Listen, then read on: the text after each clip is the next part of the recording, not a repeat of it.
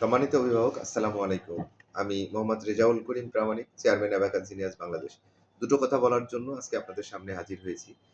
আপনারা জানেন আগামী ১লা মে শুক্রবার অ্যাবাকাস জিনিয়াস বাংলাদেশ আমাদের রাজশাহী শাখা শিক্ষা সফর এবং বার্ষিক বনভোজন যেটা পিকনিক নামে আমরা জানি, পিকনিকের আয়োজন করেছি। সেখানে আমরা কিছু প্রোগ্রাম রেখেছি।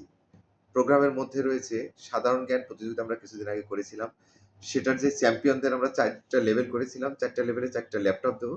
সেই ল্যাপটপগুলা আমরা ওই পিকনিকের দিন রাজশাহী কেন্দ্রীয় উদ্যানে আমরা প্রদান করব। পাশাপাশি ওখানে মনোজ্ঞ সাংস্কৃতিক অনুষ্ঠান থাকছে এবং অ্যাবাকাস জিনিয়াস বাংলাদেশ রাজশাহী শাখায় যে সকল ছাত্রছাত্রী লেভেল চেঞ্জ হয়েছে পরীক্ষা দিয়ে, তাদের সার্টিফিকেটগুলো আমরা রাজশাহী চিড়িয়াখানায় আমাদের ওই ১লা মে শুক্রবার প্রোগ্রামের দিন আমরা বিতরণ করব।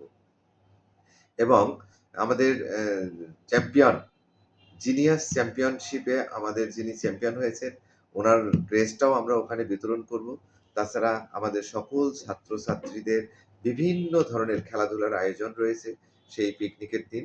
আমি রিকোয়েস্ট করব সকল অভিভাবককে, বিশেষ করে অ্যাবাকাস জিনিয়াস বাংলাদেশ রাজশাহী শাখার সকল অভিভাবককে, আমাদের ১লা মে শুক্রবার ওই দিনটাতে অনুগ্রহপূর্বক সকল গার্ডিয়ান উপস্থিত থাকবেন। আমরা চাই শিক্ষক, ছাত্র-ছাত্রী আমরা একদিনের জন্য মিশে একাকার হয়ে যাব। তাতে যে প্রফিটটা হবে, ছাত্র এবং শিক্ষকদের মধ্যে একটা গুড বন্ডিং তৈরি হবে।